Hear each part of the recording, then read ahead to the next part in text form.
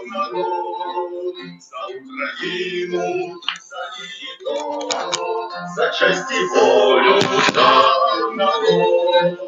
А не Дніпрута ми вже порвали і зруйнували царський трон. А не Дніпрута ми вже порвали і зруйнували царський трон. З-під ярем і з тюрем, де довгів, ми йдемо на вільний світ за Україну, за її долю, за честь і волю, за народ, за Україну, за її долю, за честь і волю, за народ.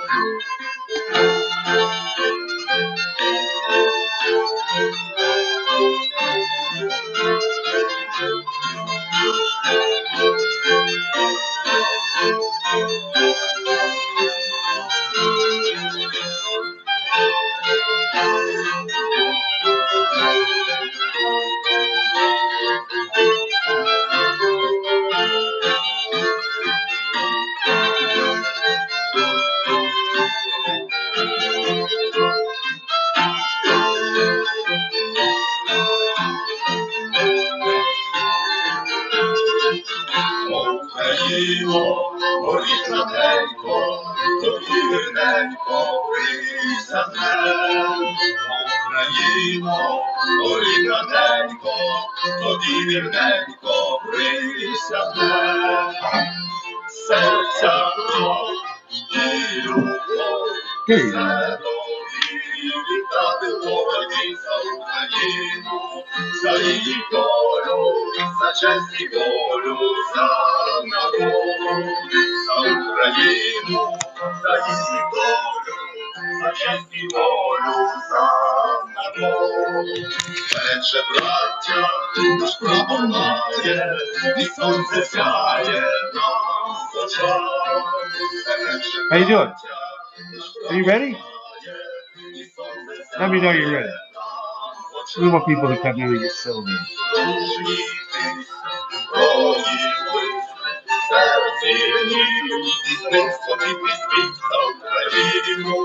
За її долю, за честь і волю, за народ.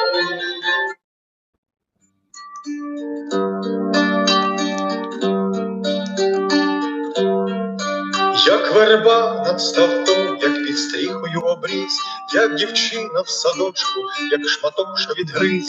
Доки Богу не знудились люди, завжди Україна буде. Доки Богу не знудились люди, завжди Україна буде. Вона буде велика ще більше, ніж ця, на наших наколках, у наших серцях.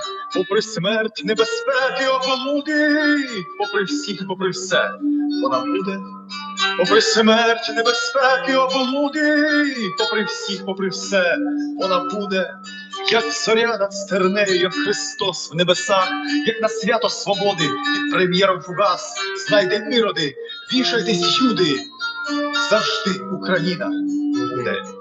Знайде іроди, вішайтесь, юди, завжди Україна буде. Вона таки буде на ваших кістках, на долоні якою руків'я стискав. Попри глум президента приблуди, попри страх, попри стрьом, вона буде. Попри глум президента приблуди, попри страх, попри стрьом, вона буде. Як тумани над яром, як снотливе облиш, як у п'ятницю танці за халявою ніж, доки б'ється кохання у груди, завжди Україна буде. Доки б'ється кохання у груди, завжди Україна буде. Вона буде, нехай обсихають моря, найбільша в'язниця для нас замала. На захід, на схід і усюди, попри сумнів і сум, вона буде. На захід, на схід і усюди, попри сумнів і сум, вона буде. Як чумак на шляху, як у лузі калина, як у схроні боївка, як пісня, що лине, упаде Вавилонська споруда, та завжди Україна буде. Упаде Вавилонська споруда, та завжди Україна буде. Вона буде, хай вдавиться лютю Москва, і прости москалів, і надгромок постав, щоб не вилізли звідти нікуди. Скрізь лише Україна буде. Доки б'ється кохання у груди, завжди Україна буде. Доки б'ється кохання у груди, свята Україна буде.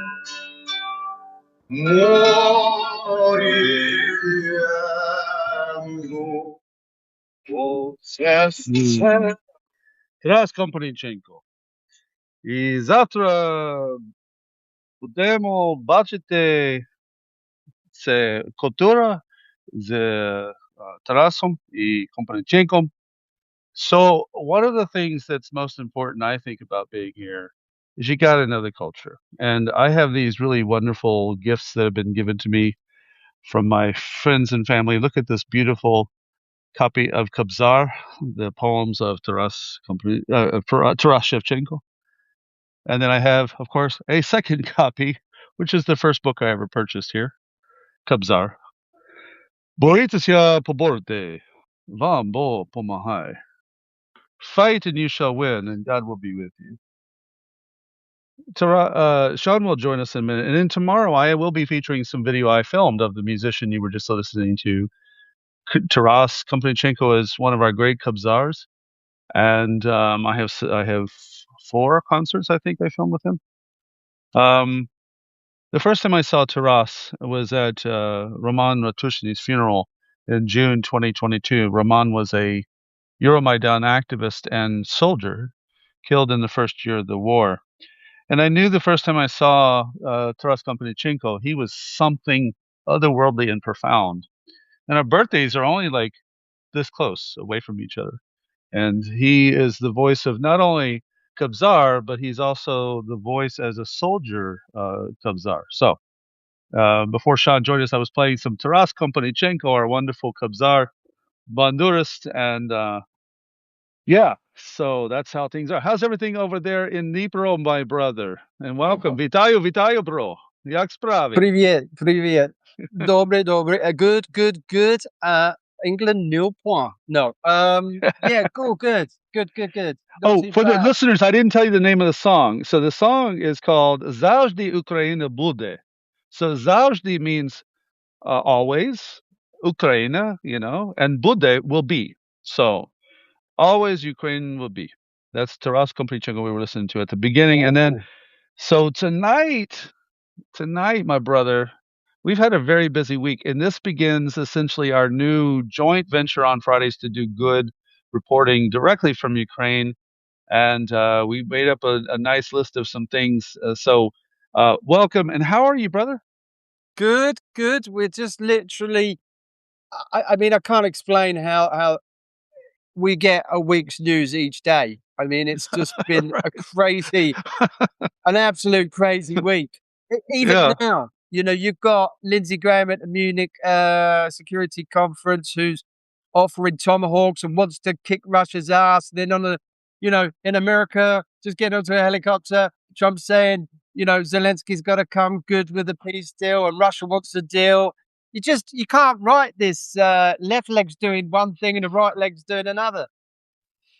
Well, I learned some time ago with the Republicans who promise things to be very cautious. Yeah. This includes, Especially when it comes to Graham. Especially when it comes to Graham. But because of the fact that it's good to hear, I actually believe that Mike McCall and Don Bacon and others are really genuinely interested. Roger Wicker, they say Yeah, I do. things and then they back it up with votes. But it's what I call the potentiality of these guys. What is that? And we're going to address that tonight. But I'm Yeah. looking at some notes that we were preparing this week, and let's go back to, because you said it's been such a dense week. It almost seems like a month ago. Lavrov and his Kremlin deflection. That started the week off. I mean, literally, I was in a blitz in Dnipro getting smashed with drones. And then you wake up in the morning and then suddenly you've got, actually, it's America's fault. And, it's America's hard line of undermining their agreement in Alaska. And it comes across, it was the Sunday night attack on Odesa and Kharkiv. And then to wake up in the morning, they're using 11 ballistic missiles, 149 drones. And then you wake up in the morning to see that, he's blaming America really for this. It's America's fault, which again is against their normal line in a way to go against the Trump. Is it fair to call him a regime now? But the Trump government, the Trump administration. One thing I keep telling people in the outside world is that Ukrainians are so polite. They've categorized America now into 3 different sort of areas. You have that Biden lot, you have the Trump administration, and when everything actually goes all right and they're grateful, they call it America. It's right. It's how they notice how many times have we heard Ukrainians correct us, and I'm an American from Texas. Oh no, it's not all Americans. And I say, well, okay, yeah, you're right. They have to talk me off my my axe grinding. But I appreciate that that's often nuanced by Ukrainians around me who see that it's not America that's doing it. Yeah. It's this particular metastasization of Trumpism. Yeah, exactly. And that's what I love about when we talk. You've got that, you understand America. And I don't see many people having a Brit and an American on explaining different views, especially ones in Ukraine. And we got such a good reception for the last pod we did. I think we sat down and just said, we may well do it, if people are interested, we may do it for another week and a week after and see how, how it goes. I think it's a great idea. We can talk on the ground like last Sunday and like the deflections that Lavrov was making and iron out these narratives for not necessarily people that follow the war as much as us. Right. We live it, breathe it, we're here every day, but there are plenty of people that are just looking at this saying, but there's a peace deal and a trilateral peace deal going on. Whereas we're pretty skeptical of that, and pretty much everyone in Ukraine's holding no real positive outcome of this, trilateral talks because, Russia's made it very clear from the very start they want Kyiv. That hasn't changed. Right. On the 28th of December this week, Putin Lavrov reiterated that. The one consistent thing about this war is Putin's, maximalist demands from the very word go. So, we are a bit skeptical of this. And for someone that's probably in America who doesn't really understand it, who sees words peace, trilateral peace talks, Dubai, with Trump saying, it's all going to plan, it's all great and productive. No, it's not. We're getting bombed on Sunday. You've got, lies from the Kremlin, blaming America and Alaska for going against the deal. You've got, this week alone, you've had, Oreshnik alarms kicking off here daily. I don't think they're fine. I think it was a practice run, I believe. Well, even I sometimes like to show this live is that, it's never absent of activity, No. And I went to get my haircut, and actually the real reason why I went there is not just a haircut. I had to get the trim. And the alarm went off. And it was that Oreshnik, possibility at the moment, the mid, as you called it, the mid distance strike ballistics. Yeah. Yeah, and that's worrying because that means it's going on. And, for all intents and purposes, Russia have got essentially they can keep killing. There's no restrictions on them. And, it's comments like now where you get Trump on the White House lawn saying Zelensky needs to make a deal when you've got Russians firing in missiles and rockets and drones killing, hitting a hospital today in Sumy, a children's hospital in Sumy today, who's just, trying to pile on the pressure. And then you had the FT this week. I don't know whether that's on the list. It's definitely to talk about, right? Jumping the gun here, but the FT this week trying to push elections, which is in a headline saying, there's going to be elections by the 24th and a referendum on the anniversary of the war. And, Zelensky was quick out the starting blocks to poo-poo that as that's just not going to happen because, we haven't got any security guarantees. And many who don't follow this war are going, yeah, but if you don't strike a peace deal, you're going to lose these security guarantees. What security Right, guarantees? yeah, right. You're going to roll back to Budapest memorandum, are you? Yeah. The reason we're not signing it is because we've been stiffed before, because they're Right. wise to that. So, yeah, I mean, to people that are not really following it, that's why we're here in it, really, at the end of the day, is to Right. try and give people a perspective on the ground in Ukraine and why we might appear negative when we're not. We're just skeptical, and we're probably in tune with what's happening a lot more than the mainstream media that choose to report what they want. They'd rather focus on a shitty fake headline in the FT that says there's going to be peace and and elections and a referendum, to the wasting Zelensky's time where he has to come out and say, well, that's just not going to happen. I've said we were open to it, but we need security guarantees first. So, it is why we're here.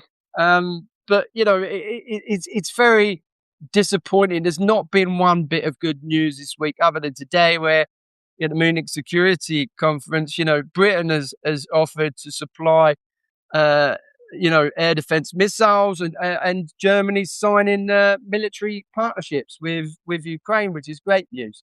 So, well, one that did come up actually, that because you just got close to it, is the Ukraine Defense Contact Group, otherwise people call it Ramstein, came up with 38 billion, and yeah. I ran over that a little bit this morning. That it's a very important update, because the abandonment under the Department of War drunk captain. When we had Lloyd Austin, I talked to both the British and the Canadian and German military leadership that came here for a Kyiv Security Forum, led by Arseniy Yatsenyuk. And Rob Bauer was there. I got to fist bump Rob Bauer. That's pretty cool. And these guys were very serious. And one of the things that you can do at the Kyiv Security Forum, and I hope the next one you'll be up here for that, because you'll really enjoy talking to these folks, is you could ask them, like, how do you feel about the current leadership, or how do you feel about how things were with Lloyd Austin? Oh no, it was so easy to work with him. He's a very good leader, and we worked together. And even you get a sense of how some of that machination works. And I want to ask our viewers to, one, thank you for being here, everybody. But he listened to something you just said a second ago about our in-country perspective. That when we heard that FT headline, we always know, wait a minute, hold on. Before we even get the rest of the behind paywall information, we're here well enough to go, I don't know who's yanking that collar again, but that's not a thing. No, because I didn't even speak to you when we were pumping out the same stuff on social media. Then I look at Dennis, then I look at other people in the country going, hold on a minute, that doesn't make any sense. Raw bullshit. Hey, it's Christopher Miller's raw bullshit. Let's break that headline down. So yeah, go for it. Let me get this right. We got security guarantees. We haven't even got security guarantees. So what actually are we losing? Mm-hmm. If we're going to have a referendum, pretty much I'm guaranteed, I'm pretty solid in saying that if we do miraculously have a referendum on these guarantees that we haven't got, pretty much most of the country, including the military, say we're not, well, they'll give Trump a big F off, and they will just tell him to go ram himself, because they're not going to give up territory that essentially Russia can't take militarily, and is struggling for 11 years to do. So that's not going to happen. So I'm pretty confident of that. So already you're tearing apart this headline with the FT going, none of it makes any sense. Why would he do the announcement on the worst day of the year? We didn't have Zelensky's statement when you and I were on the phone and posting about it. That Zelensky statement came 4 or 5 hours later, going, "You really think I'm going to go out? Bro, what do you think I'm going to go out on February 24th, the worst day of our calendar, and say, we're going to have elections in a few months? No, not on that day. It's just not going to happen." And you start to break it down. You go, "There's no way that's ever a thing." So you sit there. That's taken the main headlines for the FT. Yeah, the strike in the Dnipro that's hit hospitals, power infrastructure, 10,000 homes that are out now without power gets put to the back. whether it's done on purpose or not, I don't give a shit. It's fake news. It's coming in. So, it's coming in from the West. I have to calm down all the time when I sit there. I have to get on the soapbox and I start going. So, I'll take a deep breath. We've got a long way to go yet. And this has been like this all week. So, you started out Monday with Lavrov going, I was asking a question in my article for LLB going, so Russia bombs Ukraine, then blames America. How does that work? Right. And then I started to piece together, which we're going to come on to in the end, because this is the juicy bit. I started to piece together the whole narrative shift. I was going back saying the last time we talked, there's a power shift here. I'm not saying Ukraine is going to march into Mariupol and set up defensive positions, because that's unrealistic. What I'm saying when I say power shift is that if you go back to the start of the war, Russia had air dominance. They were pushing in from the sea, the land. They were making good progress. They were coming in. When I was captured 7 weeks, I didn't even think there was a Ukraine for 2 or 3 weeks before somebody else was captured, and Cole told me, I went, no, we're fighting back. My hair's on my neck right now. I was like, yeah, in this prison trying to scream quiet. So if you don't mind, I hate to keep you there, actually. If we're going to talk a little bit about the Marines in a bit, but I want to hear that said to our audience one more time, and at your own timing, that you had these Russians and the DPR, LPR guys yelling at you that it's all over. Yeah.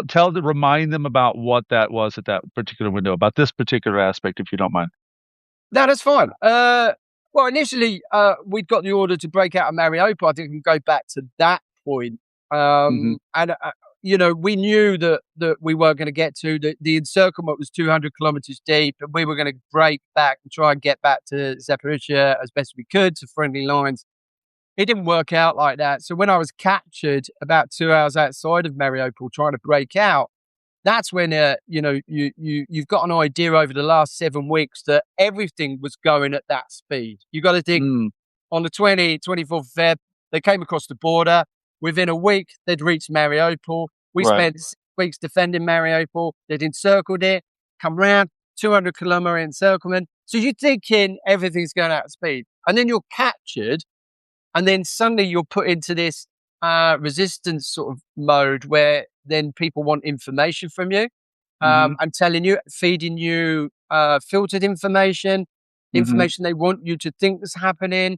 They'll tell you your friends are dead, or we're making advance. We've just taken Zaporizhia, and they'll keep going all day with it. One of the guys sort of said, we've sold you to some Chechens for like $1 million. And already I was going, who's going to fucking buy me for $1 million? You know what I mean? That's a bit of a waste of money. So, I just sort of you knew what was crap and what was not, because they were just really bad at it. And then, one of the things was, over time, you start to think, well, if they're moving that speed, how am I going to get out? And when you're in a black site underground in a 1 meter, 3 meter cell, in an isolation cell, not able to talk to anybody, or you're being interrogated and pulled out, and all this stuff is just on at you 24/7 with loud music. There's no light. You can't turn the light off. The light's on 24 hours a day. Right. You've got no window. You're distant. Over time, they're just feeding this stuff to you. And it does have an impact on you, where you start to, in your time where you're by yourself, and that's the dangerous time, is you've got to keep your mind on the tracks, if you know what I mean, or on the game, because you know what you're there, you know what they're going to say, you know what they're going to do. So you can't take any truth in what they say one bit. However, sometimes you just sit there and think, how am I going to get out of this mess? If Ukraine's fallen and I'm fighting for Ukraine, how's Britain going to get me out of this crap? Because I'm technically Ukrainian. So for 2 weeks, when I eventually did get put into a cell with some other guys, you then start hashing out plans and what do you think's happening, because you've got nothing else to do. It's another worse thing if you don't keep the skids on that, because you can end up going all the way wrong with the wrong idea. And then there's some guys that were brought in. Another English guy was captured. He was not in the military. He was an NGO, Paul Yuri. Paul Yuri, right. Yeah, I mentioned him in the book because he gave us some really valuable information. It was about 2 weeks before we plucked up the courage to sort of talk to him, because you can't really have conversations without getting a beating in the prisons. And he's at the other side of a wall. So we talked through a ventilation shaft, like, you can imagine seeing like The Great Escape or something. We were like, hey, So yeah, and he just really went, Wow. Who's that? I said, it's Shaun. He went, not Shaun Pinner. And I went, yeah. And he went, Wow. oh, I just seen you on the news. I'm really in this shit. And I was like, you are, dude. Oh, wow. Really are.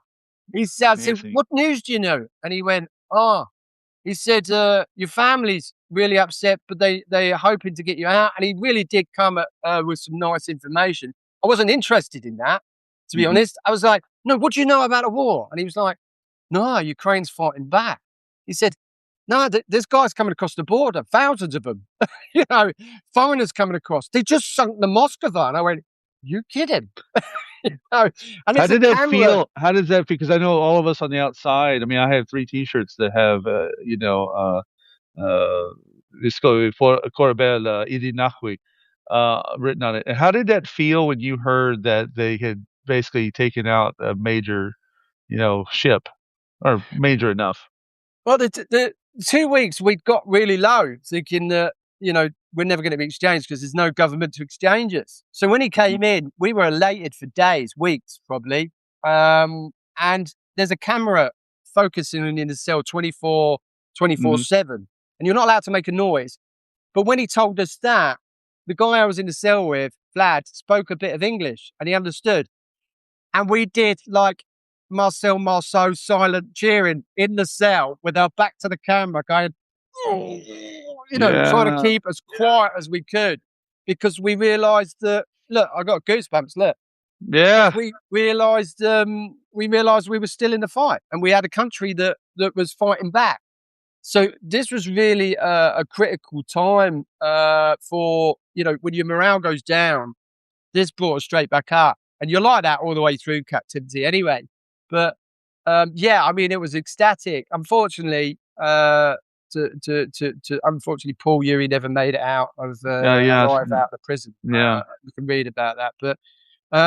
But yeah, unfortunately, he left an indelible mark on my life forever, as someone who came in and just sort of gave so much good information, and he was so chipper, and don't worry, we'll get through this, and he was a bit awkward to get on with, but he was a really nice lad at heart generally. And he picked us up when we were probably at a really low point. So, but yeah, I was ecstatic. So then we had some sort of hope. Hope came back, and if you lose hope, you've lost everything. So you've got to keep that. But yeah. So we sort of digressed a bit there, didn't we? Well, we ran straight to segment 5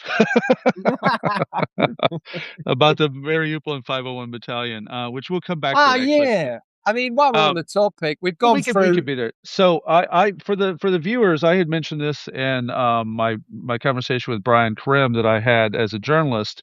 I have the Defender notebook, and this was for a mom, Tatiana Chuganova, you see on the front page. And she was telling me about like how the things were working, and this phone number, sorry.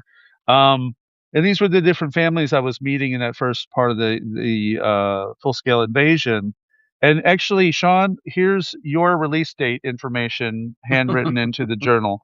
You and Aiden and the guys, and Andy in here. And the reason why this was in here is I was laying out, I wanted to see a little bit about who was being released and how this was, evolving, because it was, if people aren't paying attention, it's just guys are released. Okay. But from where? I mean, are they territorial? Are they in Azov? Are they in Marines? Are they border patrol, police officers, civilians? And since there was a belief that the authorities here, the coordination headquarters, had biases that, oh, well, they only release their guys, and I had to do the math on it, and I found, well, no, they seem to want to get everybody home. That part I was able to prove, but I had to see more about these releases, and it brought up a story I asked you about in our last conversation, and then we had a conversation offline about the 36 Marines, which you were in, by the way. I always keep this holy with me. Yeah. But in particular, the 501 Battalion, how their two commanders handed them over. And so my specialty has been these guys in the 36th Marines and 501 Battalion. And almost exactly a year ago, my friend Maxim Shkutelnik said, well, it was very hard, and then but my commander betrayed me. And, like, I didn't know this part of the story very well. It was around, but I hadn't heard it percolate up much. And I asked him again later. I said, "Could you go over that with me?" And a few other researchers I knew this story, and it wasn't really overly broadcast in the Western media. So, would you mind telling the audience about that? Because I wrote on Netzik Media, there's a call for a retraction from Forbes to say, Yeah. you said they all gave up and marched into captivity. And that means I got personal axe to grind with David Axe for writing those words, because that impugns the integrity of guys I know who, like you said, had to work together behind in captivity to say, what's happening with my wife. And they too were being told it's all over. Ukraine doesn't exist anymore. Oh, your brother joined the MOD of Russia. And then the other brother was told the exact same thing. Your brother joined the MOD of Russia. Ukraine is over. So let's talk, if you don't mind, I want to at least give the overview to them about what happened with the 501 Battalion in particular. Or however you want to frame that. However you want to hear that. We were Illich Steelworks, which was, for those that don't know, is north part of Mariupol. We would look on to Azovstal in the south. So we were in the north part on the H20 highway, which is, for those that don't know, is the motorway that goes out of Mariupol straight to Donetsk. Essentially, what happened was we held for 6 weeks. Command and control was exceptionally good up until February, the start of the invasion. I would say probably till the end of March, it started to strain and was really feeling the strain of what was happening. Because what had happened was the perimeter, the 501st moved out from the cordon around Illich to push the Russians basically back. They couldn't get into Illich Steelworks. They couldn't take it. But what happened was when they got into the stripwood, they literally took basically the brunt of the attack on the sort of the northwest and west side of Mariupol, to the point where the battalion was whittled down to, I believe, about 150 people. And this is a battalion of 500, maybe 600 people. So it took a brunt of the attacks for quite a considerable amount of time. Nobody could rotate people around. I mean, the cordon was there to hold the steelworks. Eventually, I'd just been blown up by a train IED of all things, and coming out of hospital after sort of 12 hours getting treated for flash burns, I'd literally got picked up, and they told me that the 501st had just disappeared. Well, the hospital I was in was right next door to their Stab, their HQ. So I was able to literally walk out of the hospital, go down some steps, and go into their HQ base the first chance I got out of the hospital. And when I went there, it was all gone. They'd left everything, all the ammo, food, clothes, everything. They'd just gone, disappeared, and taken off thermals and everything.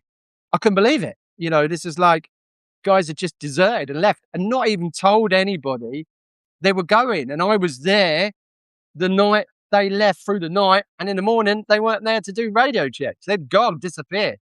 So already that caused a problem, because then the 500 had to surrender to the Russians without telling anybody. We didn't know. That left a massive gap in our cordon at Illich. And within the next few days, and by the end of the week, they'd started to move through the gap, the Russians, and then started to take up positions we formerly held. Then we had to sort of come into Illich a bit more and make the circle smaller. But by that point, by the sort of first week in April, it was done. It was like the end parts of Saving Private Ryan. They were driving in through streets, blowing holes in walls, sending troops through the holes. It was close quarter fighting within 30 meters, 20 meters. They were the other side of walls. We can hear them talking Russian, and I was with my guys. And then it would be drones flying in 10 feet above the ground, looking in through windows and doors, trying to find you. We moved further back into sewage works that were underground, so it gives us a chance to recover through the day and then go back out and cover the perimeter at night. But I mean, it was over by then. It was only borrowed time, and we knew that we wouldn't be able to hold the position for too much longer. We were running out of ammunition, running out of food and water. Weirdly, the story is I've got a passion for green tomatoes. Those pickled ones in Ukraine. Yeah. Because I was so hungry when I went down into the 501st HQ. The only thing they had an abundance of were these green tomatoes. And I'd never really tasted them before, but I shoved all these green tomatoes down my throat because I was thinking, I don't know when I'm going to eat this. I'm going to have all these pickled green tomatoes. And now it takes me straight back to the stab of 501st, which is, takes me straight back to that time, that taste, the Mariupol and everything else. That's going to be with me forever. It's like some sort of, relative shock. I don't know. I just couldn't believe it. But yeah, as far as I know, the commanders are now working with the DPR. I've seen pictures of them, just living life normally. And in Berdyansk, right? So we don't know how long they were talking to them for, and how much how many people lost their lives because they turned. Did they sell out the 501st? What did they get for it? But yeah, I mean, it's one of those things we knew. Well, I have families because of the specialty work I really focused on this particular topic of the captured defenders, and then some of the nuances that, and actually they're going to come into several parts of our story tonight, is that,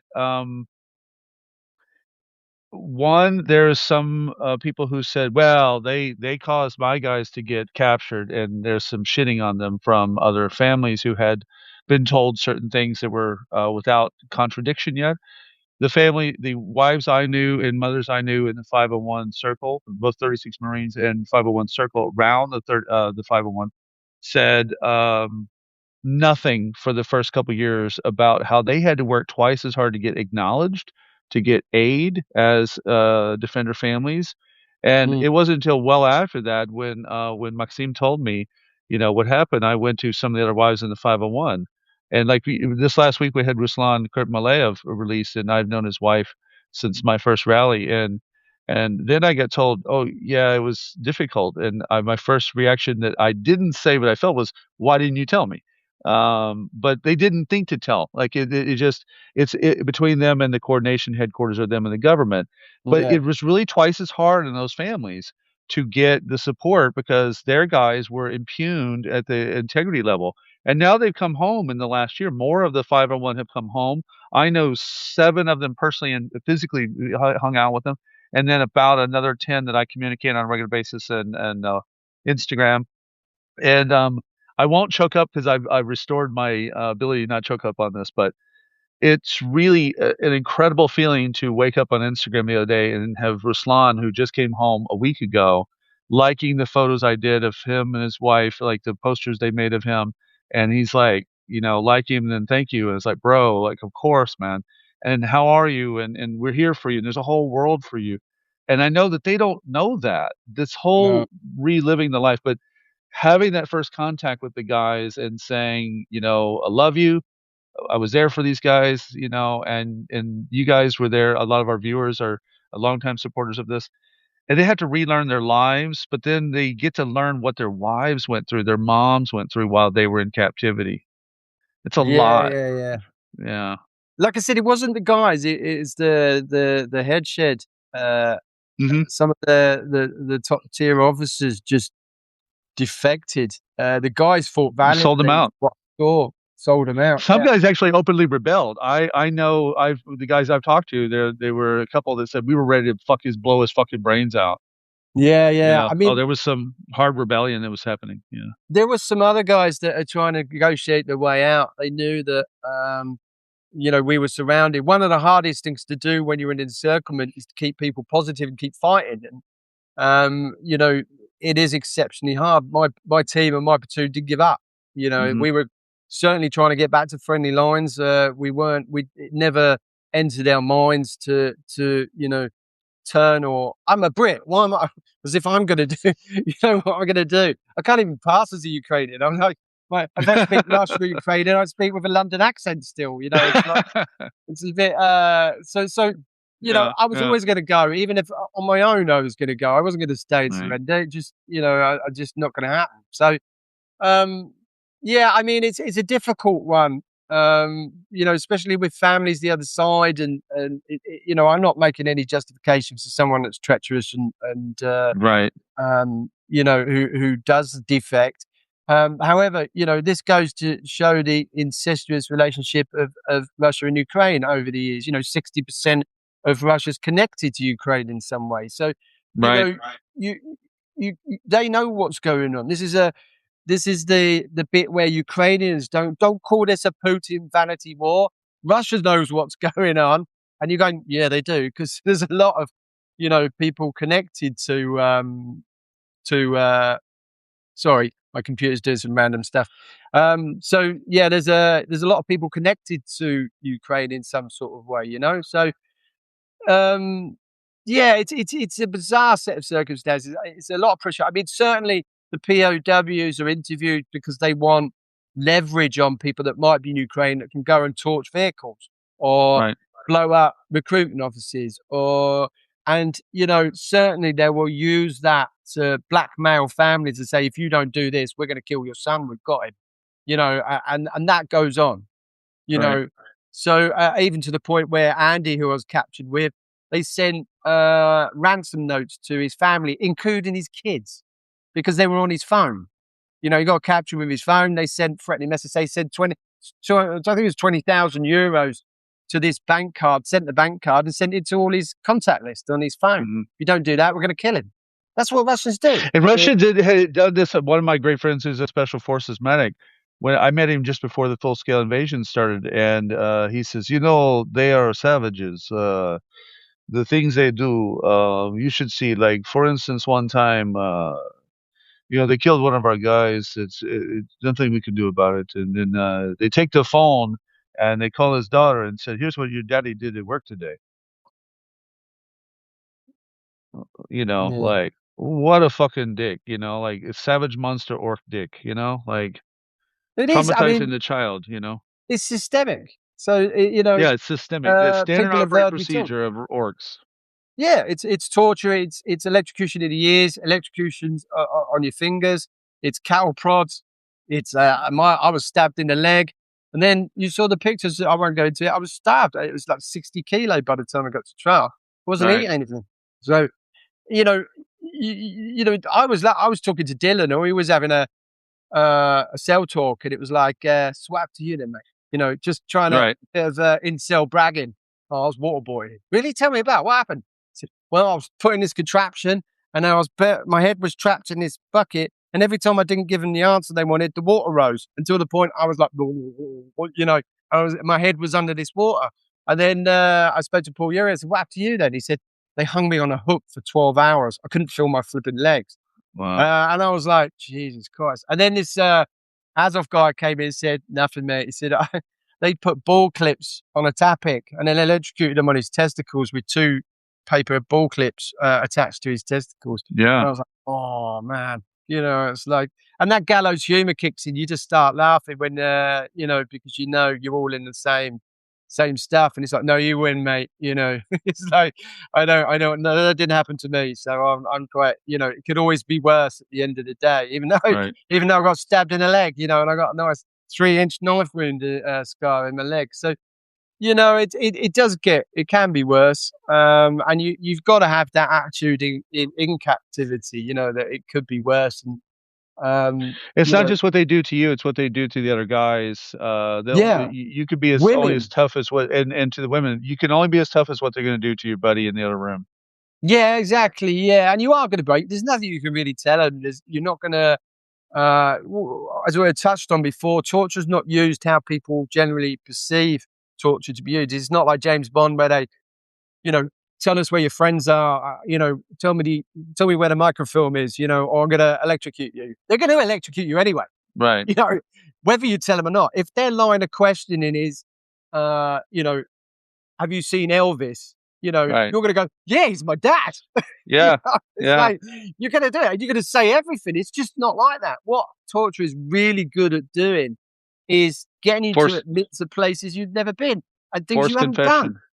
Forced confession, then hold you accountable for your words. Yeah, absolutely. And then they'll go, the prosecutors in the DPR have amazing record, 100% record of guilty, of success, because they're already electrocuting you and you already had enough of it. They're starving you, you're being pushed out for propaganda.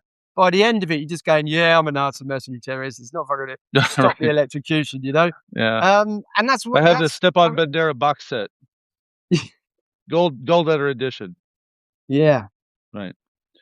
Patrick brought up, we can go ahead and move through this. Patrick brought up the attempted exploitation of the defender families. And before we get to the Starlink side of it, I'll say that the coordination headquarters, for those who don't know, and the easiest way to know is follow the work I've been doing for the entire time. And of course, Shaun knows this well, but I've gone to this, organization under a GUR many times for briefings, that the families go on a regular basis by different units and different organizational affiliations they build as families.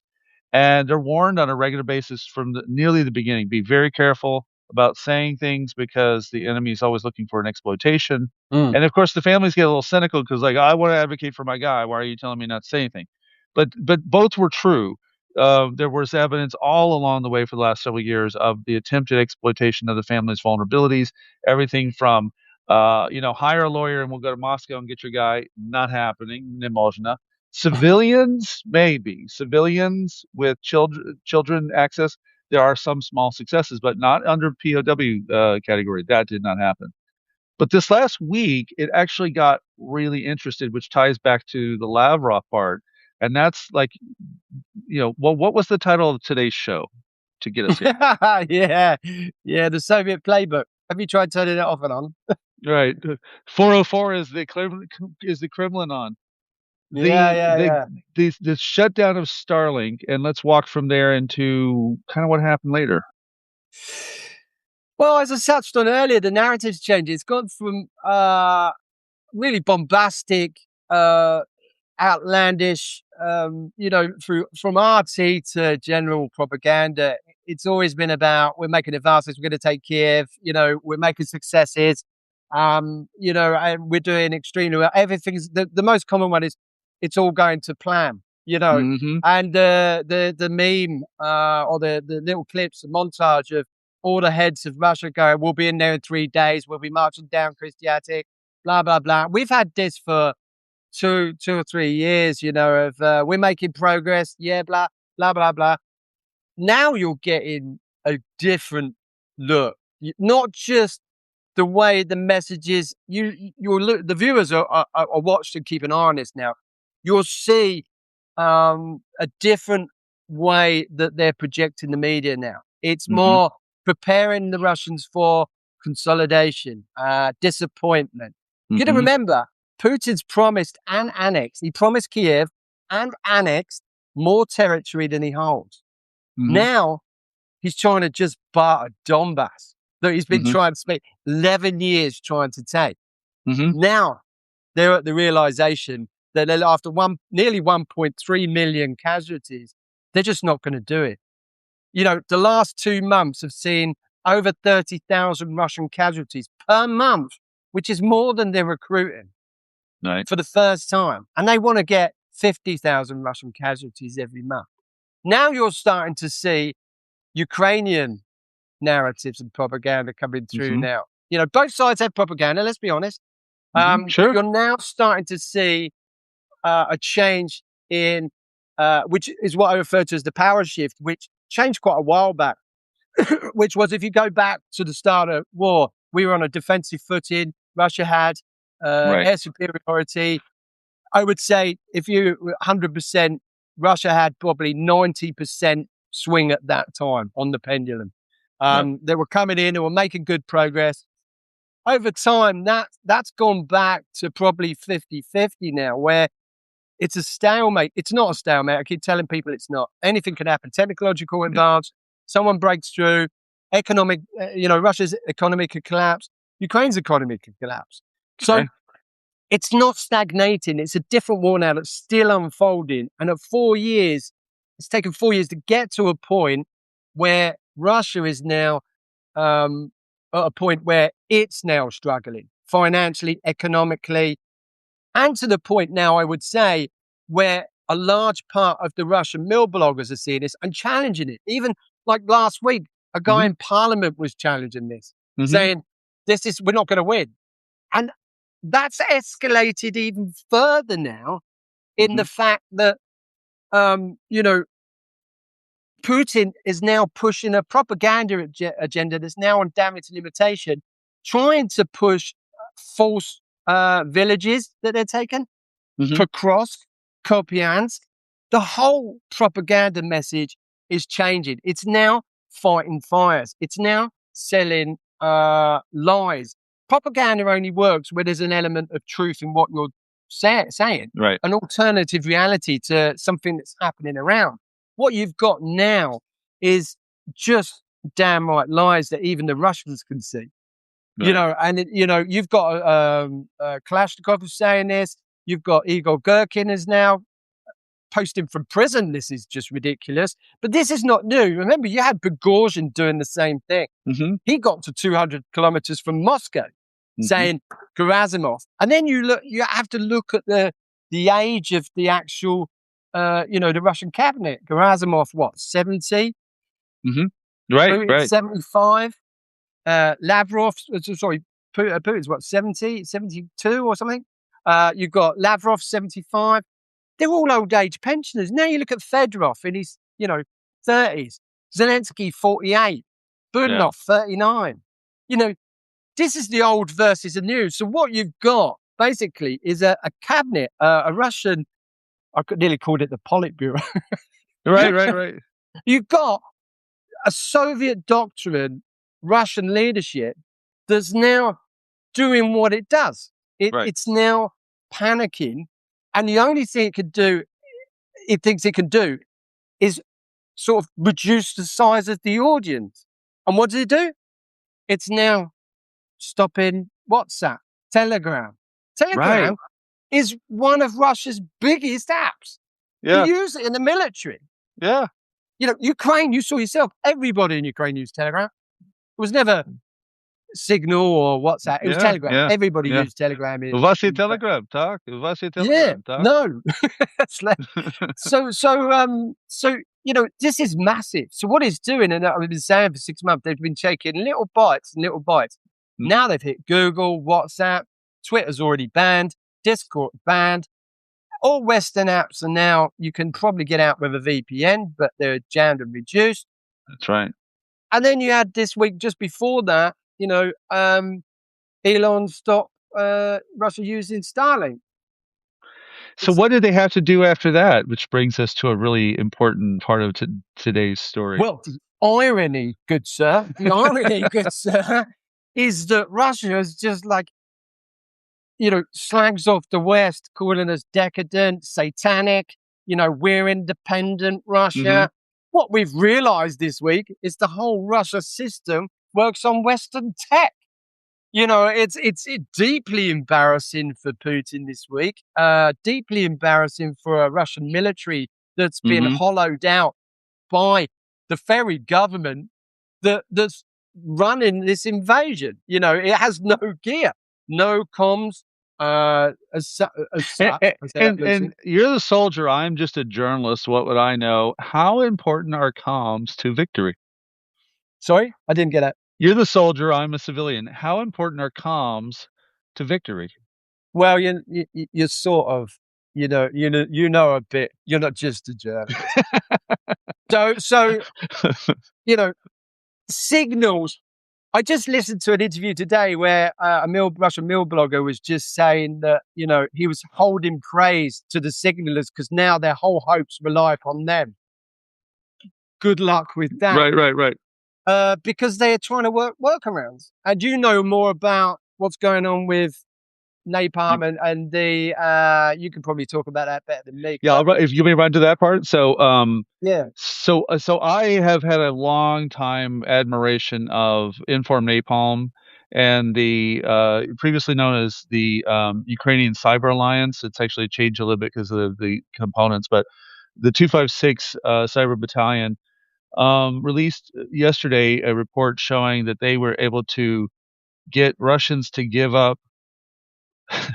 I love this part. I wrote a whole article about it. The first thing I banged out this morning, I was working out last night, was Starlink trap how Ukraine turned Russia's satellite lifeline into a counterintelligence harvest. They got these guys to basically give over their phone numbers and information, thinking that they were reaching vulnerable families. And no, they weren't. They were reaching the 256 Cyber Alliance, who was basically saying, no, Dovmanice, dobre, keep giving it to me. Yeah. And then they were able to flip it, and it's great. It's what I love about not only I love Fedorov in this capacity. I've met him several times, and especially this last year, I saw him several times with Brave One developments, and you could see the thing I knew I saw several years ago. I'm an IT guy. That this is the way in which Ukraine can kick ass. It's low cost. Low cost response ability to a major big Goliath and of the Russians that are boorish and stuck in old ways. And this was just another example, like it's the digital version of Operation Spiderweb, Yeah. where the cunning and the craft and knowing the enemy better than Americans do, better than the Canadians do. No offense to everyone else, don't be offended. It's just a unique insight that the Ukrainians have to the Russian side that only Ukrainians can code switch so quickly. Yeah, I mean, the language is probably someone from America fighting someone from Yorkshire. Right. As a comparison, they both speak English, but tomatoes, Right. aluminum. It's that sort of with some different culture, a bit of different culture thrown in. But that's the layman's terms. I mean, that's pretty basic view. But so they do have that insight into Russian culture, and they've learned some tricks along the way. And you've got to remember, Ukraine was the R&D center for the Soviet Union. So it's where the brains were. It was where the development, industry.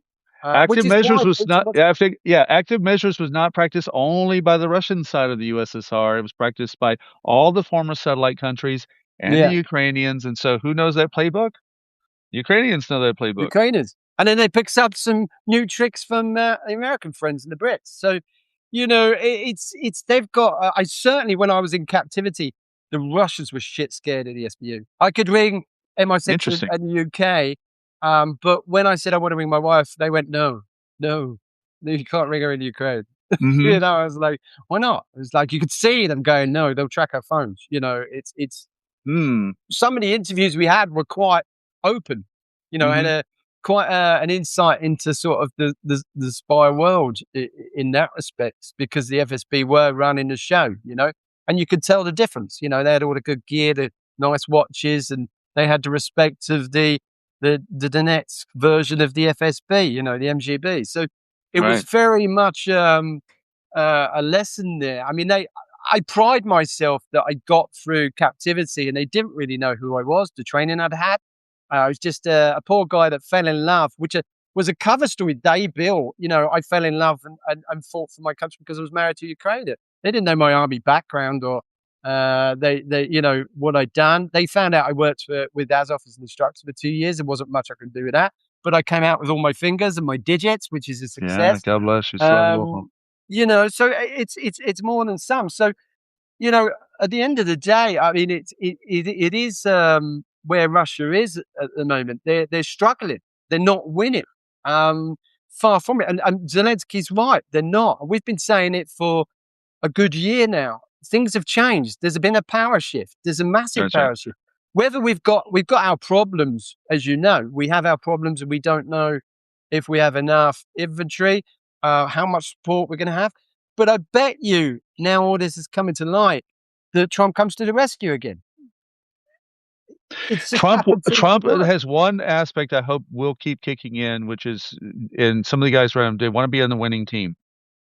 Yeah, he wants to be in the. I mean, he's going to blow it with what he's doing now. I mean, business is business. At the end of the day, we do business with Germany after World War II. We do business with the Japs. Japs are supporting Ukraine. So, business is business. Eventually, it just. But he's not doing any favors for America at the moment with Ukraine by constantly jumping on Zelensky while kids are dying today. Or hospitals hit, or a passenger train is hit, or how can you talk peace when there's no ceasefire? How can you tell Ukraine to work something out with Russia, who's constantly bombing them, and you don't know what security guarantees you've got? That's why what we do is really important, because people go away from watching us and go, did you know that? You need to watch this podcast because they're telling us this, because we're here on the ground and we're seeing it.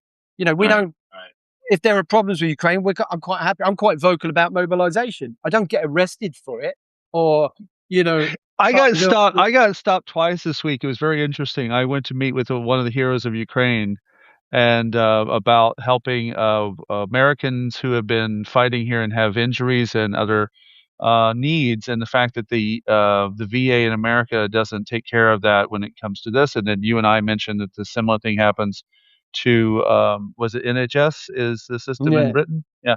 And so they too, like, it's the war over there. So we were having that meeting, and on the way back, I have a police officer stop, like, "Oh, may I see your documents, please?" Yeah, and that's not happened the entire time I've been here. So, or at least not like that. So twice, I was like, "Yeah, it's sure." happened to me. Yeah, so I 7 pull out years. my ID and I pull out my press badge, and he's like, "Okay, have a good day." I was like, "C'est dobre." "Oh, yeah. And it's just routine. And then the attack that happened night before last, I went to Dnieper River I wanted to see it frozen. I come from Texas where we can't see that easily. A frozen lake you can just walk out on. A significant historical lake, no less.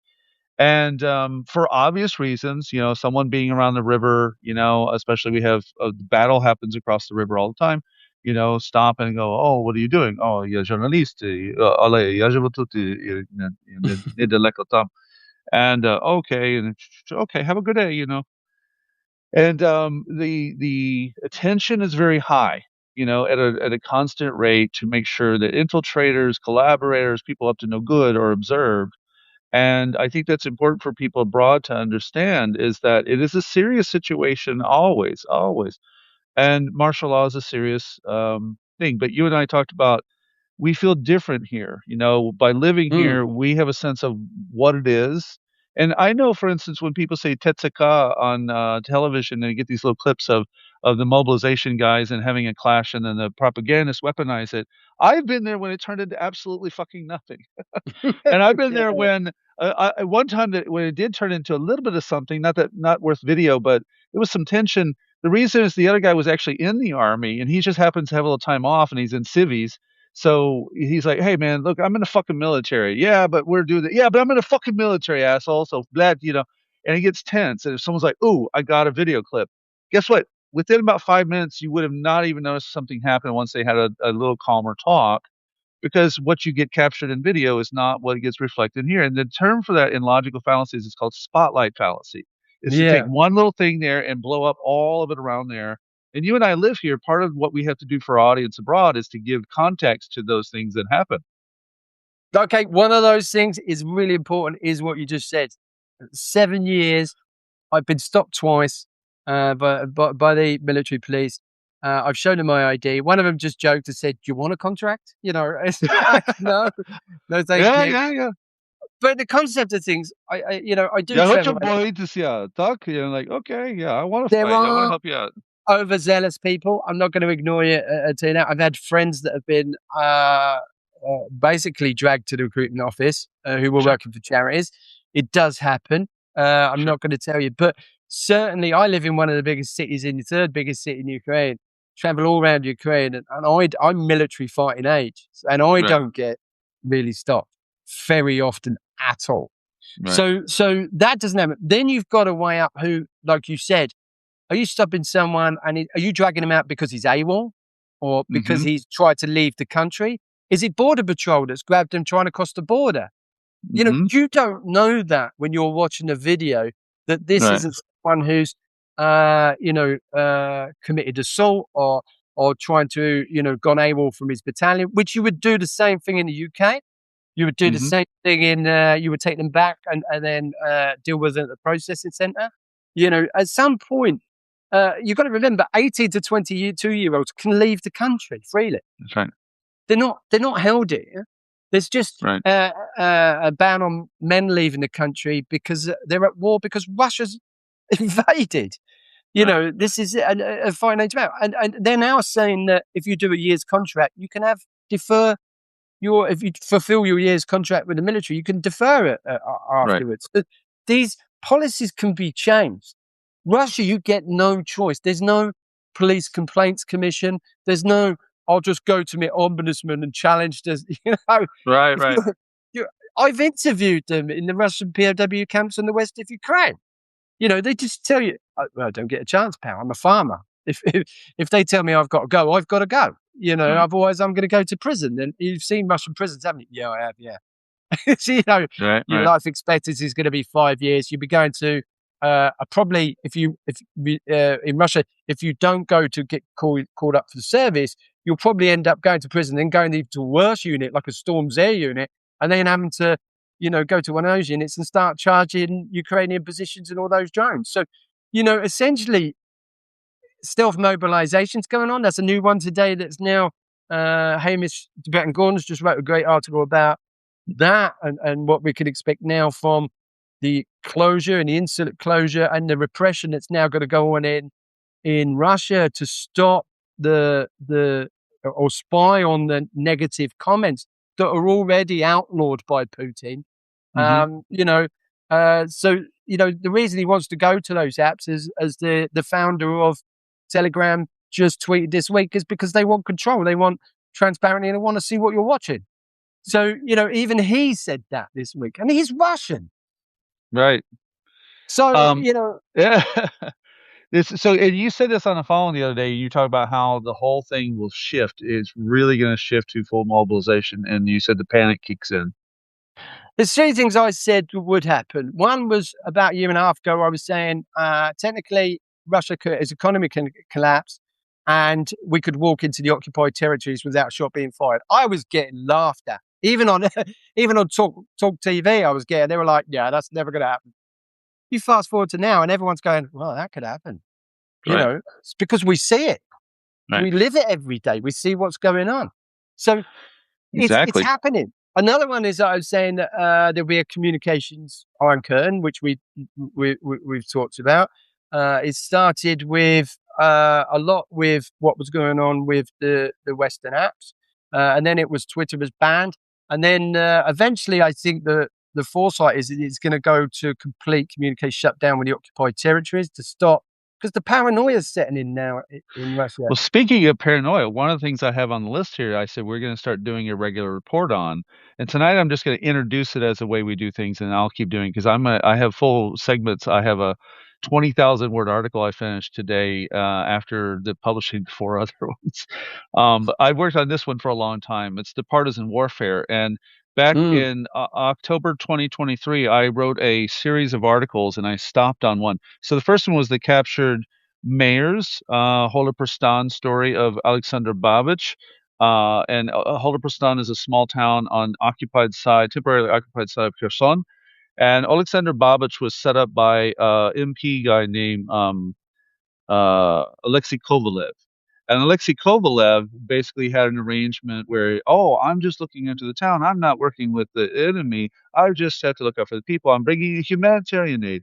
But he had like salt investments and stuff he was promised with the Russians. So we know that he was working with the Russians eventually. And someone took out him and his wife. And those were the partisans. So I announced on Spaces after I had read the others out loud. We had like our audiobook form of those. And those stories are up on NatSig Media if you want to go check out those stories in sequence. So it was the captured mayors, the collaborators, and then the hidden story that I'd never finished for reasons that were OPSEC oriented was the rise of the partisans, which was supposed to debut on November 5th, 2023, and I held that story back. And I held that story back because I said, I have so much more about this I want to learn. And I went to visit with several folks who knew current partisan warfare from 2014 on and had some insight of current 2022 forward partisan warfare. And one of the things that's very important for our listeners and viewers to know is that the FSB learned a lot of techniques from the first era that they applied differently through filtration once they exacted more control over these regions. And there were a lot less partisans to be able to fight, and a lot more oversight and control, and lessons learned on the Russian side. But many of our good listeners and viewers know about groups like Atesh and or Slamovka. And so I said, well, we're going to have to start having a regular partisan section in here, as often as possible when they are. And so this is it. And one of the things that ties into our whole theme of the night of the 404 era of the Kremlin, is that we often know what the Russians are not doing and successful at because of these operations that the partisans have. So the talking points for this particular week are that the growing partisan movement in there is a growing partisan movement in the Russian-controlled territory. There is awareness because of especially like in areas like Skodovsk, where they're the Russians are trying to train young people to fight for Russia. You have some who go, okay, sure, I will. And they're leading information over. And we're getting trickles of information. And if you watch the Atesh Telegram account, and you know people who can verify that with you here, there is a Resistance Network official organization here. And then there's the recent attack on a senior Russian officer. And if you remember, also this last week, I published the Dead Generals stack that I love. There are internal security gaps and intelligence gaps opening up throughout Crimea and Kherson and Zaporizhia. And there are, as you just said, cracks appearing behind the front lines. And this has started to reveal vulnerabilities in the Russian control. And the reason why it matters so much for the partisan warfare is that, for those of you who ever fought, you're a soldier, you fought in Syria, and guys that fought in Iraq and Afghanistan, they cannot sleep knowing that there's someone over there is like, go to sleep. Please go to sleep. Yeah. So that's really what we're going to be definitely paying attention to, and it really did percolate into this Starlink report that some of what we know about how that all unfolded on the other side came from Atesh confirming collapse in command and control structure. Well, I mean, there's so many indications. There's the presentation of my end to the partisan. No, you're dead right. Take the ball. You're dead right. All this is linked. Look at the general this week. Look at now that's linked possibly to FSB, colleagues that were involved in the shooting of the general. You've got you've got so many things opening up this week in Russia. Just the fact that the mill bloggers and the community in Russia is now challenging things like Kompanichenko and challenging Starlink and challenging Telegram. You got to remember everything that if you criticize the military or the operation in Russia, you're going to prison. Right. So this is a major thing when certain elements of Russia start saying, like Solovyov today was slagging off the economy.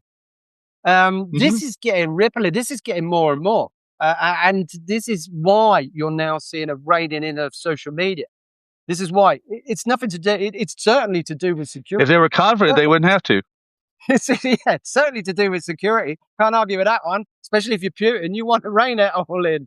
It is security to a degree, but it's not for the defense of the realm of the empire, the Russian Empire. That's security just to protect the cabinets in place who's bringing in some old Soviet measures, knee-jerk reaction, which is the only thing they can do. And you've got to go back to this winter program, this winter targeted. This is not new. This is a recycled program that didn't work the first winter, last winter, or the winter before that. Right. So at the end of this, summer's coming in probably about 4 weeks. Spring will be here. Spring will be starting to turn up in Ukraine. It will get warmer all the time. Today was 4 degrees. Yeah, actually, just forget about everything was dripping around here. Russia spent billions this winter on a failed plan that hasn't worked for the last 3 or 4 years. Yeah. And and they'll do the same. They'll just do the same thing. And I think Russia is getting fed up with losing millions now of people to, and it started with Prigozhin. They papered over the cracks. They give it a run for its money. Now Putin has never been under so much pressure. This isn't the time to quit now. This is a time to keep pushing on, because you can see it visibly in the Russian chats, the Russian media.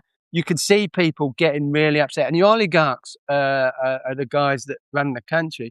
And now you can see with the false reporting of towns, the death flag runs, as we call them, of just trying to get another couple of 100 meters to say they've taken the town when they haven't really taken it. They haven't got fire control in it. They don't really hold it. And now they're losing. Reports say they've just lost 10 kilometers in sort of the northern sector because, Russia has said they've taken this ground. They haven't really. They're not. And Gerasimov is reporting he's still got Kompanichenko in full.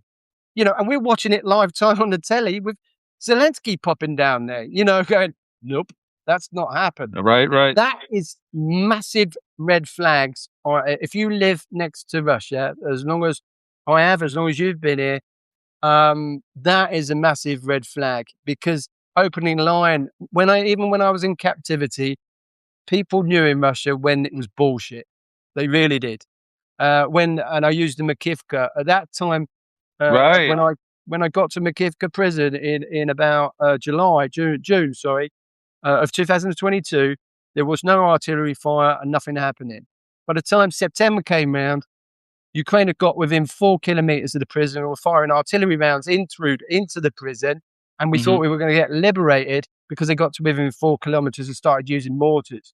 So the prisoners and the prison guards all knew what was happening, yet, Russian media and Russian TV and radio would tell you everything's fine, we're making progress, we've just... they're watching Ukraine come in at that particular time. So they know, and they were getting disgruntled. I could hear them talking in Yard, complaining about, they're not telling us the truth. We're going to get hit again. We're going to get Ukrainian shells coming in. We're just going to die in a prison locked in a cell. So they were getting really itchy. And this happened before at that prison as well. I believe 12 guys actually escaped when a Ukrainian round hit the prison wall, and some prisoners got out. So this prison I was in had some pedigree. So, they're not daft Russians. They know the news is false to a degree, but you've got those Russians that are on the front lines in Belgrade, Makivka, and have moved into Mariupol and Donetsk and Donbass, and then you've got those in Moscow who just haven't got a clue. They don't care. It's a different world in Moscow and St. Petersburg. But that's all about to change. When full mobilization comes in, that's going to upset a lot of people. And a lot of people are going to be, I'm not saying that Russia's going to revolt, but it's going to upset a lot of people who are now going to be thinking they're being called up because the leadership's made an absolute dog's dinner of the SMO that was promised as a 3-day operation, and 4 years later, or even 11 years later after 2014, with help from China, North Korea, India, patchwork of foreign mercenaries, Iranian drones, still can't even take Donetsk Oblast. I mean, it's if you was in charge of that in the West, you would be out of a job 2 years ago. That's right. But this is Putin. He's a master at selling a disaster. Oh, did I just write? Yeah. Well, one more thing about the partisans, real quick, is that the actions of a small group like Zlamovka, and I always compliment them on Instagram and write them messages of "keep going, we need you to do this." Is that they're different than Atesh in a capacity. They often put pro-Ukrainian stickers in different parts, basically saying, "We're still here, here, we're still here. Don't sleep tonight." And this is very old partisan activity, no less. As I've studied a lot about how the partisan warfare worked in Europe. Look at Berdyansk. They can't go to Berdyansk on holiday. Exactly. The Russian soldiers are dying from poisoning. I mean, it's everywhere. Exactly. There's different degrees of don't settle people in. think it's the occupied territories, but it doesn't mean to say it's rolling over. There's stuff going on. Correct. It's especially in Mariupol, if you know where to look.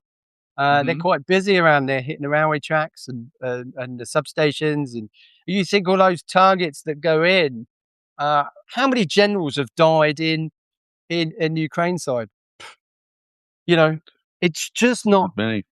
I have a whole list of the same. Russians I put up this week, the stacking of the Russians, and tomorrow I will put out the Partisan article. I like to really finish proofing and working on these, so I don't rush them out. But I invite our listeners to go check that out, so you can get a greater depth on what it has looked like and how it's also got a big historical significance. Tomorrow, when I do the culture show, a couple of the songs that are in the lineup are old partisan songs that are rifleman songs. So one of the ones everyone knows is "Oh yeah, Lucy Chevanakali." So that is actually a partisan. These are partisan and resistance songs that are so important. But what Zlamovka is doing does matter, and ceasefire is one of the things that Volodymyr Zemshikov, when we were eating and talking about essentially what I needed to understand as a Westerner about partisan warfare, was he goes, ceasefire is what sucks the oxygen out from us. Ceasefire is not our friend in that, because that means every action we make, we get, basically SBU and others will say, hey, you got to lay it down. And yet for us, it's our lives. We have a different context. And that was very eye-opening because, I'm 56 and I remember a movie called Red Dawn. And Red Dawn was all about this, like the Wolverines and, making sure that no one could rest. And Sun Tzu very clearly said 2,500 years ago, trying to control occupied territory that is not yours is very, very difficult and the sign of a weak militarist. Absolutely. I think our Red Dawn, friends are watching. So I was just trying to read a question in, but I missed it. I'll have to come back. I'm actually trying to catch some of these questions. I think we're covering pretty well what they're asking. Let's catch some of these questions. And we've got some good stuff in here. Fill the Russians with fear for them. That's all. Thanks. Oh, okay. Get that. I'm gonna get a drink real quick that I have sitting 5 feet from me. Let me just have a look while you're shooting off. Fantastic interview. Great. We'll keep coming back, guys, as long as you keep wanting us to come back. We'll keep every Friday. Shooting the breeze every Friday. Definitely. I think, Pete, the misconception. This is a Georgian, by the way. This is a Georgian cream soda, the Georgian brand cream soda. He's doing these place advertisements now. Awesome. These are addictive. These are so beautiful. Anyway. I've got a nice Ukrainian claret, which is Budmo. It's Friday, Budmo. So let's move into there's actually one bit that I put up. It's just a small bit. It's bad news for Russia, bad news for America, and bad news. Go fuck yourself, Hungary. The corruption index was released this last week, and I have been studying this now for a little over 2 years because I didn't want to hear just the word corruption. I wanted to know, what does it mean? How does it live here? And what is being done to fight it? And it took a while to get my head around it. But one of the key indicators was called the Transparency Corruption Index, and it's basically how big investment firms decide how to do business in different countries, all the way down to South Sudan at the bottom and Norway's at the top. And so when I first tried to get into understanding what this was, I went from the year 2000 to 2024. I think that's where the cutoff point was for me at that time. 2023 numbers of 2024. And I saw essentially this number, except for one period of time between 2010 and 2014 when it went down, which was Yanukovych era. And Russia did the same thing. It was going down, except for it went up briefly one period of time, which was in Yanukovych era, and then it kept going down. So I love to get these numbers out because I get to see what is the mobility of Ukraine through these numbers. And we had one digit drop last year when everything was upwardly mobile, except for last year it went down. But this year it went really well up, and it continues to have this upward incline towards accountability for the way in which the EU wants to work with Ukraine. But America continued to go down, like significantly down under Trump. And I had to juxtapose it against one of the shit talking countries like Slovakia and Hungary. And guess what? They're going down. And Russia is always near the bottom, significantly no movement. And even they are going down. So the corruption, here was the numbers, the way I wrote it out, latest headlines, latest corruption index perceptions show only Ukraine in that category was consistently going up. It's improving its trajectory. It also increasingly went up after 2014. So if you were to say it's been going up since, my first measurement was 2020, the index existed before the year 2000, but I started at the year 2000. And once it got to 2014, it went up significant enough to show that NABU and SAPU have their positive effect on the country. And again, U.S. is declining, Russia continues to decline, and this is the way in which companies and NGOs and governments decide to invest in Ukraine, which is why like the Pearl program to buy weapons or the Ukraine Defense Contact Group means so much, because if Ukraine was lost, these countries would not go do that. No, it doesn't help when Putin's offering Trump 12 million in a cooperation package for a country that only has a 2 trillion, GDP. So it's you can see the narratives and the corruption that's in play here, because that's what is getting Trump's ear. Doesn't get past the 12 trillion, even though many people say nobody will ever see the money. Russia will be looking how to take that money and put it in its own pocket. It can't get 12 trillion. It just can't do it. So, it's just, this is where we're at with the war and the corruption. Unfortunately, Trump loves that. He loves that. That's what they want, right? He speaks corruption, and the reason why I try to tell people that when you think of what Russia really wants by these election announcements, is that Yanukovych was their guy. He sold out the weapon system. He depleted the army down to useless level, which is why you had to have units like Azov and Right Sector go jump to the front and bring other civilians, because there was no army left to do that with. And that's what they want, is they want to drag. If you just look at the numbers, there's a hemisphere, like the transparency organization that does this is making it very clear that autocracy rising is about increasing corruption, and that the whole battle here is not just about bullets and ammunition and artillery and drones. It's about that model of corruption that permeates into Africa and into Latin America. And then when you have Trump doing the same thing, Russia's still winning. So we have to really impress upon Americans, especially who are dealing with Trump, and anyone else in these European countries, that it's the corruption you're fighting that's going to make the big difference. If you keep fighting the model of corruption that the Kremlin wants, you're going to help basically so many different problems all come together at once. Absolutely. And you only have to look at who Trump sent to Russia, Witkoff and Kushner. No one from the State Department. No Rubio, nobody. It's all about the money. It's all about the dengue, brother. It's all about the dengue. That's exactly it. It is. It really is. And it's really hard to see. And many Americans, as you know, you being yourself one, are seeing this and fighting this now, which is great news. Hopefully for the midterm. So, another thing to look forward to tell the listeners to look forward to is the midterms, if they happen. Let's hope they do. Yeah. Because if Trump gets trounced, that means that's closed a lot of doors for Putin. Trump will lose at the moment. Correct me if I'm wrong, he has Congress and the Senate. So, if he will lose and the Supreme Court. Yeah, if he gets trounced, he'll lose both. And I think the Epstein is now another one to watch for viewers, because that's all now linked to Russia. That's all, it's Russian girls. He's, Epstein's love for all things Russia. Putin's also, on a Russian sort mentioned in the files. I mean, this thing's massive. It's all linked in, which has got a lot of people asking, does Putin have compromise on Trump? Was this whole thing a Russian plan? I mean, I think personally, I've never been a conspiracy theorist. One thing, I've been a soldier, so I'm not really political. I'm now an activist and I'm pretty political. And I've never been a conspiracy theorist. Now I'm like, Epstein.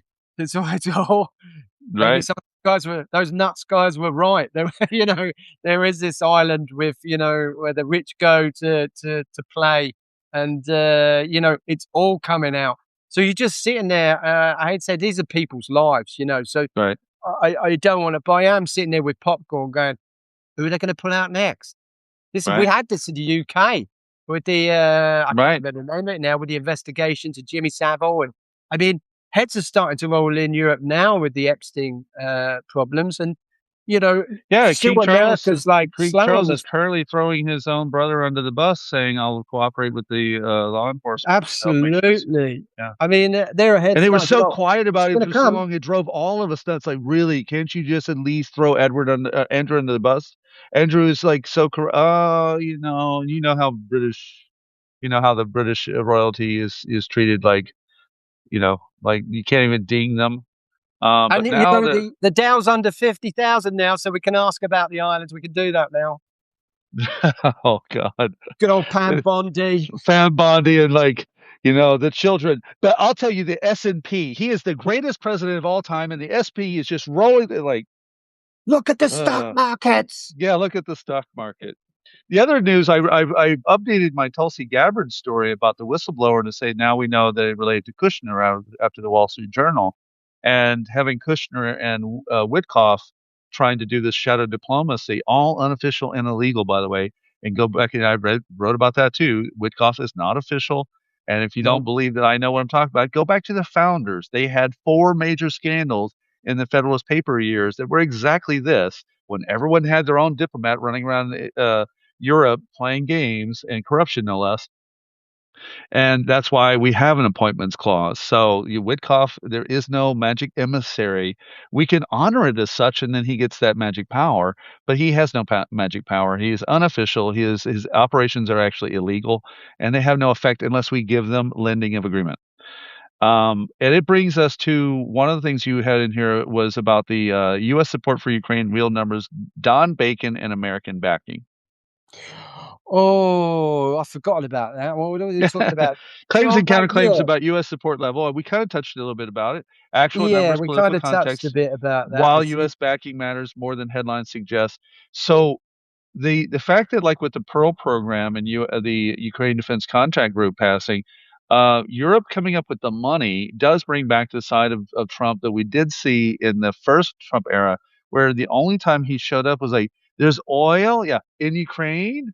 When he sees money signs and a chance to do something, he acts. And he did not give javelins. He approved an FMF sale of first a sniper system, $41.5 million on December 19th, 2017. And then it was like hours later after the Canadians announced that they would do javelins. Then he goes, okay, javelins. But it was purely money.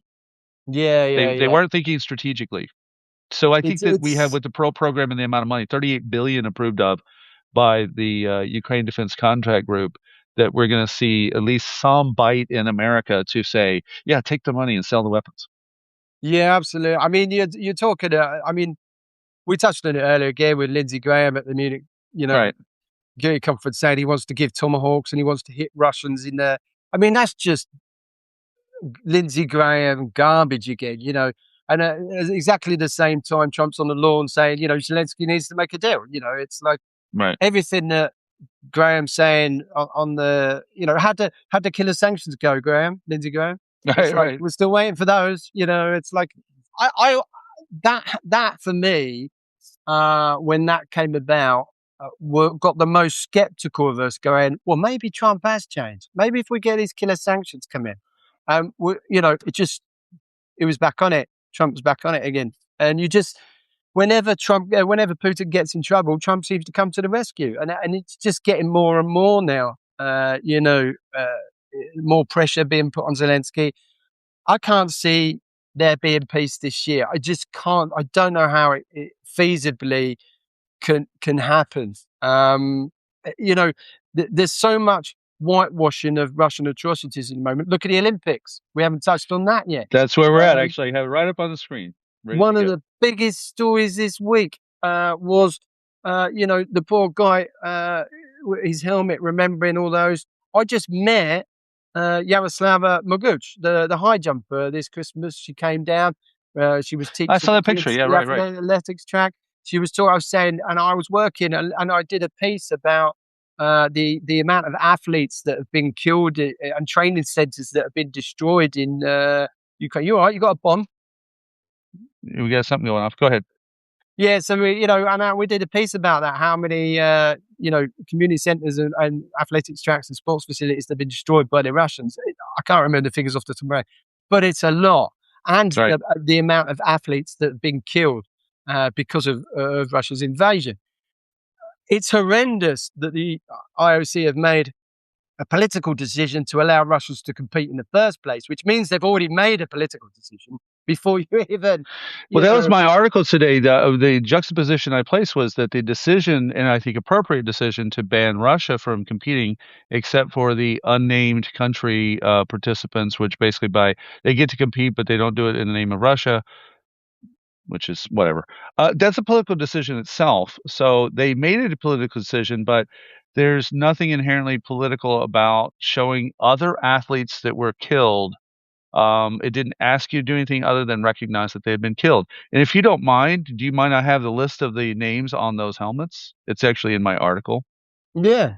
Okay, so I think it would be a great, since they didn't want to do it, we'll do it here. So Evgen Malyushev, Mitro Sharpar, Pablo Ischenko, Maxim Halichev, Andriy Kutsenko, Alexei Loganov, Karina Bukhtar, Kalina Bakur. Sorry, my bad.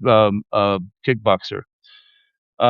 Mikita Kuzubenko, Roman Polishchuk, Andriy Yeremenko, Taras Shpuk, Fedir Yepifanov, Karina Troyan, Volodymyr Andrushuk, Alexei Haborov, Daria Kurdel, Ivan Kononenko, Alina Pershudova, Katerina Dyashenko, Victoria Ivashko, Maria Lebed, and Nazar Zui. Those were the names of the people who were featured on his helmet. Yeah, it's awful. I mean, some of them were his friends and colleagues, and the whole Ukrainian team have to see those Russian athletes. Yes, they didn't pull the trigger. Maybe some of them have got nothing to do with the war. However, at the end of the day, the president's an ICC indicted war criminal who's invaded and done the most atrocious atrocities to Ukrainians, things we haven't seen since World War II. I was myself in a Nazi-style filtration camp in the east of Ukraine with civilians. A 19-year-old train driver was just rounded up, electrocuted, beaten and tortured in the black site with us, who had nothing to do with the military, just for being Ukrainian. So, the way they described it got my hackles up as being, well, we deal with 20 or 30 other conflicts as well, and Right. it was as blatant as that. And, we can't make exceptions just for one. 1 million people have been killed just on one side. So, so casualties on one side. I mean, this isn't just a conflict, we have to just deal with it, can't make any rules up. You've already made a political decision to allow the country to send its competitors, neutral or not. Right. It's like. And he filed an appeal, and today was announced not too far before we went on the air. I haven't seen the outcome of that yet. Yeah, they denied it. They turned it down. So he filed an appeal, and they denied the appeal. Yeah. Really disgusting, to be honest. It's heartbreaking. It's good to see his colleagues in solidarity. I mean, once again, it's Ukraine teaching the world about integrity, which is a very foundations that Olympics is built on. Yeah. And, to remember your colleagues who died, and you're not making a statement, you're remembering friends. It's just, it's not like it had like the Italian, was it the Italian guy had Russian flag on the back of his helmet? It's like one rule for one, another rule. I mean, it's just bizarre. And that's where we are today, at the end of the week, is that you've got, a guy that could have been walking home with a medal now kicked out of the Olympics because he just wanted his, to remember his friends on his helmet who were killed in Ukraine. I mean, it's just it's upside down. It just annoys me. It really does annoy me. The decisions like that are just upside down and back to front. It's just, they've got it Absolutely. wrong. They could have easily managed it. They could have easily managed this at the start, and they didn't. They just let it go, and then they got some guy who just randomly spouted out some stuff in a press conference that just got even more people's hackles up. It's just bizarre the way they've handled it. Well, brother, we did it. We got a week broadcast. We said 1 hour, but that's impossible. It's impossible. We're rubbish at that. We're rubbish. And we got we got a great turnout. We've got 100. Yeah, look at this. We got wonderful people. Friends here. Thank you for really coming and watching. you. We'll do it again next week. We will do this next week, and I will remind you, please follow Shaun's account, and please consider at least the $5 a month tab that's up there available. I know he's like I am. We're going to keep giving you information and putting it up there, but to make sure that this is what we can do instead of having to have some other task. I really like you becoming a journalist. I get excited when I see that you're writing materials, and I like the process because when I was at KPFT and we were volunteer-based news organization as well. I mean, the station was volunteer-driven, but our news team was driven by 4 core producer team. I was in the editor role mostly in that capacity for a while. Then I took over the production of my own show, Music Beyond Borders, and Noticiero, the Spanish language news. And I loved when new people came in and wanted to figure out how to do journalism on radio for their community needs, because they had a read on the ground, and all we had to do was teach them sort of a protocol by which they can get things done. And this week we got validated by, when it's bad journalism, it's over at FT with Christopher Miller and others like that. And I'll ding the Times as well, because they repeated it as if it was a thing. But you saw. I was just saying, FT did a great piece about the children that were kidnapped. And it's stuff like this week just ruined it. Fair enough. Good point. You know what I mean? See, now you just turned into a great journalist in front of everyone by doing the exact same thing. You told the truth, even though I was going to bash them. So that's what a good journalist is. I was fuming when I saw that too. Absolutely. And I said this over the last few shows, and I said it last time. I'm going to say it one more time. Good information is like good nutrition. You are only as good as what you put into your mind, your body, and your soul. And if you feed it with junk because you're being filled, all right, that's what you're going to get in the end. Your nutritional value will be terrible.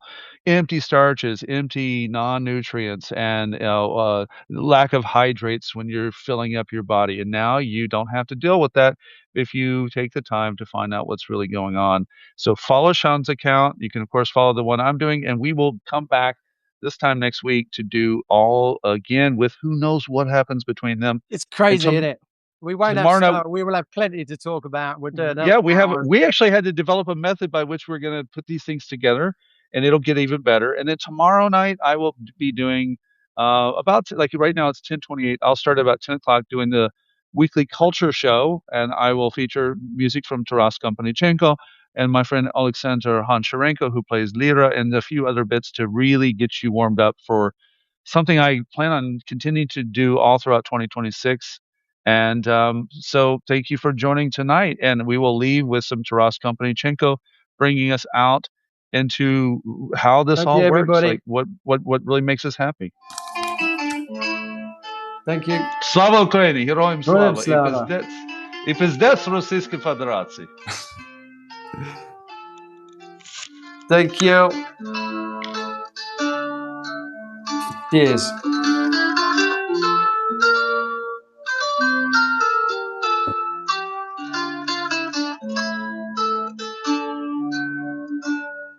Гей, браття козаки, сідлайте на коні, черкніть для охоти вина. До боку шабельку, на руки повіддя, на ноги стальні стремена. До боку шабельку, на руки повіддя, на ноги стальні стремена. Пнути нам шиї, козацької шиї, під тяжким московським ярмом. Не нюхати диму нещасного краю, що б'ється над нами кругом. Не нюхати диму нещасного краю, що б'ється над нами кругом. Чи в нас не та сила, що у батьків була, така шабелька у нас? Чи в нас нема коней на степах широких, чи вуголь на люльці поган? Чи в нас нема коней на степах широких, чи вуголь на люльці поган?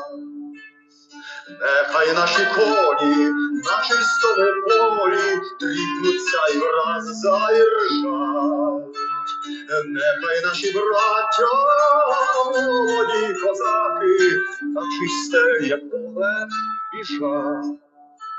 Нехай наші браття, молоді козаки, на чисте, як поле, біжать. Нехай слово грязне, шабелька стальная в козацьких залізних руках. Нехай знову ляжуть ворогові кости на наших привольних степах. Нехай знову ляжуть ворогові кости на наших привольних степах.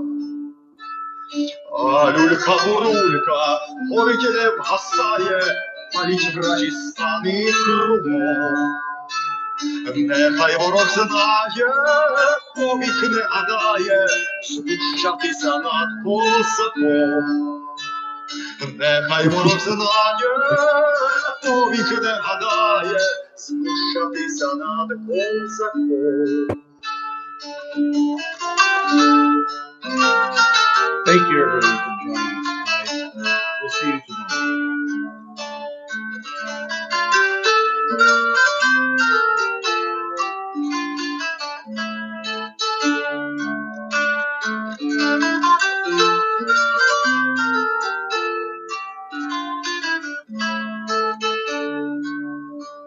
А люлька-бурулька горить не вгасає, паліть вражі стани кругом. Нехай ворог знає, повік не гадає, знущатися над козаком. Нехай ворог знає, повік не гадає, знущатися над козаком. Нехай ворог знає, повік не гадає, знущатися над козаком. На добраніч, до побачення, Добра. до зустрічі скоро.